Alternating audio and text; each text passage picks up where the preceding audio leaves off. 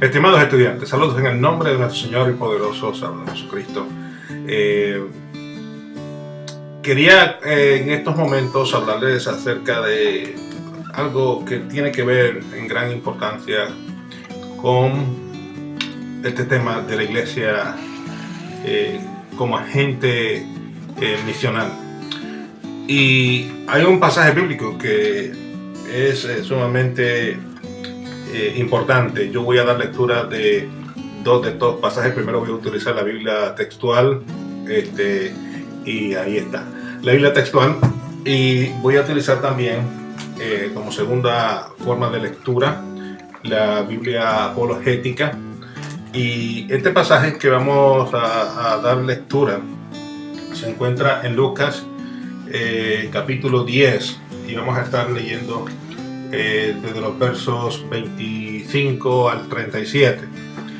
Y Lucas capítulo 10 en la Biblia textual, desde los versos 25 hasta el 37, nos dice de la siguiente manera: y aquí un doctor de la ley se levantó para tentarlo, diciendo: Maestro, ¿qué haré para heredar la vida eterna? Él entonces le dijo: ¿qué está escrito en la ley? ¿Cómo lees? Y él respondiendo dijo: amarás al Señor tu Dios de todo corazón, y con toda tu alma, y con todas tus fuerzas, y con toda tu mente, y a tu prójimo como a ti mismo. Le dijo: rectamente has respondido, haz esto y vivirás.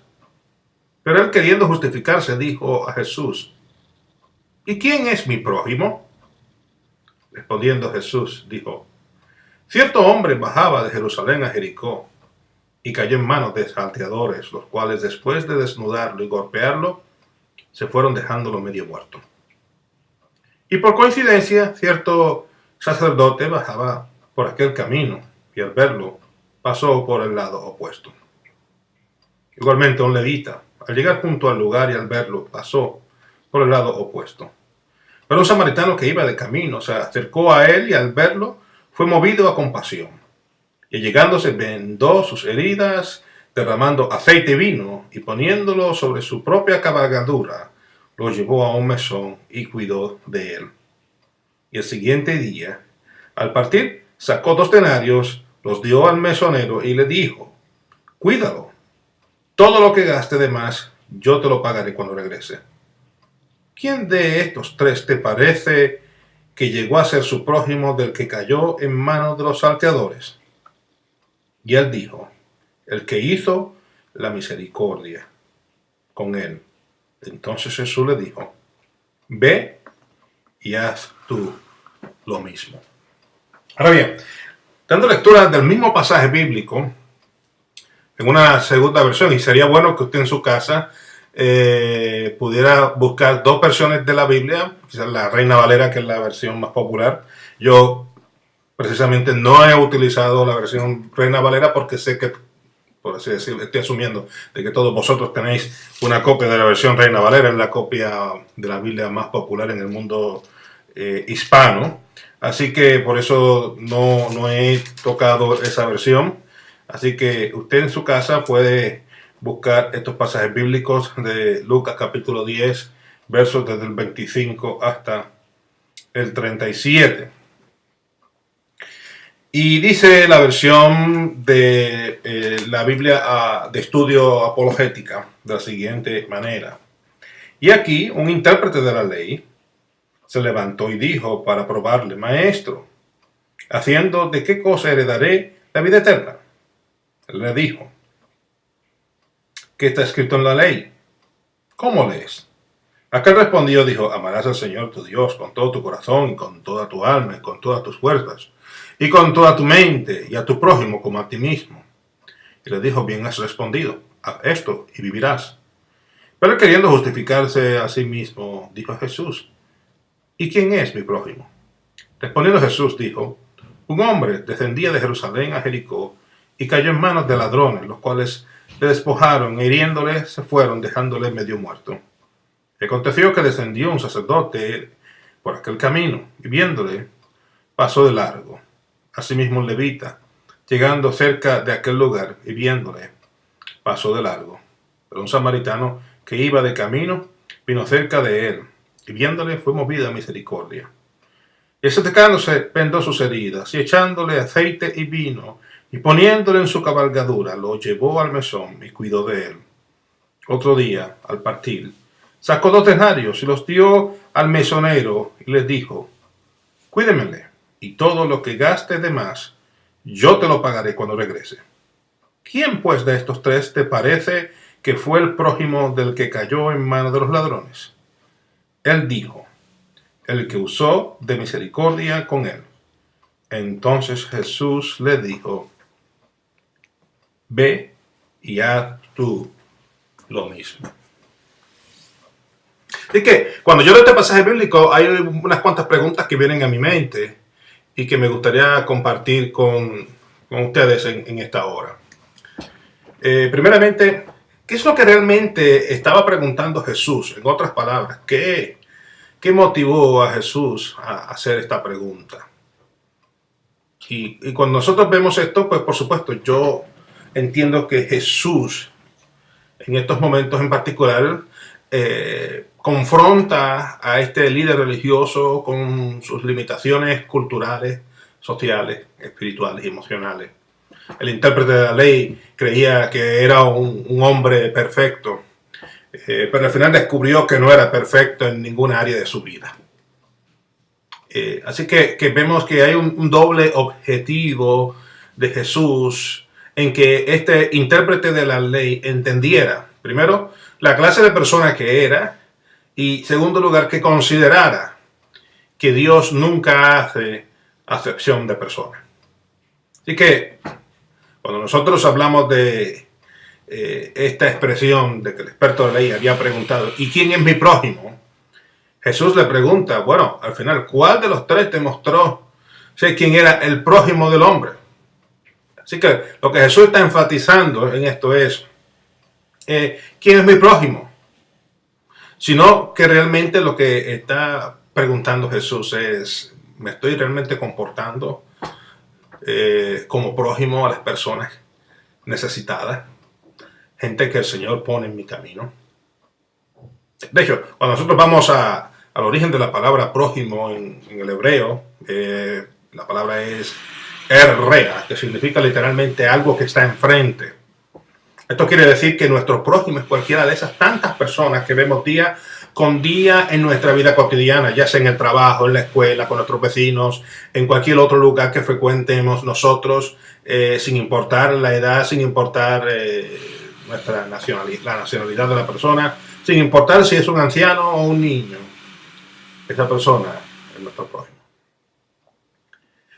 La segunda pregunta que viene a mi mente es, ¿de qué forma responde Jesús? ¿Cómo esa historia responde a la pregunta del intérprete de la ley?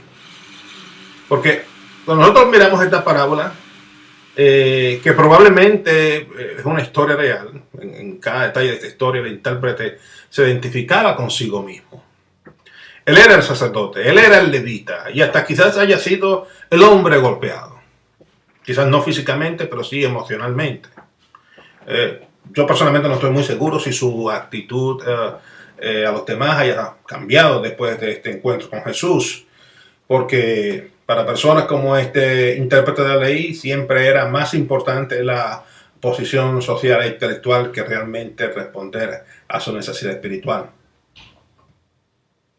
Pero el experto de la ley respondió: el hombre que tuvo piedad con él. ¿Y qué? No debe abogar en su contra el hecho de que no dijo el samaritano, como si odiara a los samaritanos, ni tan completamente que ni siquiera ahora quisiera mencionar el nombre de la persona. Por el contrario, puesto que la respuesta mostraba qué clase de hombre habría acudido a ayudar, fue una respuesta aún mejor que si hubiera dicho el samaritano. El asunto no está solamente en identificar al prójimo, sino en la calidad de amor que debo yo de tener hacia mi prójimo. Así que cuando usted investiga un poco a fondo el trasfondo de este pasaje, pues pudiéramos identificar particularmente que había una animosidad impresionante entre los judíos hacia los samaritanos. Los samaritanos eran las personas del reino del norte de Israel, y llamada así debido a que pues, la ciudad capital del Reino del Norte era Samaria, había sido establecida por Omri. En la época ya del Antiguo Testamento, pues por supuesto los samaritanos ya no existían como tal, era una mezcla de aquellos miembros de las 12 tribus o de las 10 tribus norteñas con gentiles, ya que cuando el imperio sirio llega y destruye la ciudad de Samaria y toma control de todo el territorio del norte, pues ellos mezclan a los residentes de aquella región con gente de otros pueblos. Y debido a esto, entonces, vemos que hay una gran animosidad entre los judíos de Jerusalén, los sureños y sus vecinos del norte. Así que esto trae una gran batalla en términos de que había sincretismo religioso entre los samaritanos, una mezcla de lo que fue la religión judaica con otras ideas que habían sido mezcladas en ese trasfondo de personas de diferentes grupos sociales y de diferentes nacionalidades. Así que para el tiempo de Jesús, pues ya Samaria tenía su propio templo. De hecho, en Juan capítulo 4, verso 20, vemos que los samaritanos construyen su propio templo en el monte Gerizim, y este fue destruido más tarde por los judíos, lo cual condujo entonces a un endurecimiento de las actitudes entre los dos grupos. Vemos nosotros que Jesucristo entonces resalta, digamos, la limitada revelación de los samaritanos debido a que sus escrituras pues únicamente eran, por supuesto, el Pentateuco. Ellos esperaban todavía un Mesías de la misma forma que lo esperaba el pueblo judío. Y vemos que cuando llegamos ya al capítulo 4, verso 9 de Juan, vemos que los samaritanos eran considerados como personas muy descuidadas en sus observancias religiosas, y los judíos realmente no compartían sus vasos como ellos. Vemos que era un odio que había ya entre los dos grupos, uno hacia el otro. Había un viaje que ellos tenían que hacer para poder cruzar desde Galilea hasta Jerusalén, y esto requería que cruzasen por el territorio samaritano, pero ellos usualmente lo que hacían era que tomaban otros caminos, los cuales eran caminos más peligrosos, con el fin de ellos no tener que hospedarse en territorio samaritano. Así que vemos nosotros que usualmente este odio que hay entre ambos grupos es utilizado por Jesús para presentar entonces un mensaje muy diferente. Y yo pienso que nuestra sociedad contemporánea, particularmente en los Estados Unidos, ante estas circunstancias que estamos viendo recientemente con los asuntos de inmigración, nos llevan a la posición en la cual realmente Dios nos está llamando a que seamos mucho más claros en cuanto a quién es nuestro prójimo. Y nuestro prójimo no es solamente los puertorriqueños, o los cubanos, o los venezolanos. Los puertorriqueños van más, nuestro prójimo va más allá de su raza, va más allá de su trasfondo cultural. Nuestro prójimo va más allá del idioma que habla. Nuestro prójimo va más allá de si tiene un estatus migratorio legal o no. Dios nos ha llamado a amarlos a todos. Y justamente en el caso de la historia de Jesús, pues vemos que cuando nosotros miramos este trasfondo histórico, había un gran número de sacerdotes y de levitas quienes vivían en Jericó, y ellos pues subían a Jerusalén cuando les correspondía su turno en el servicio en el templo de Jerusalén. Así que vemos en esta historia, por supuesto, un sacerdote que iba rumbo al templo para comenzar su semana de oficio.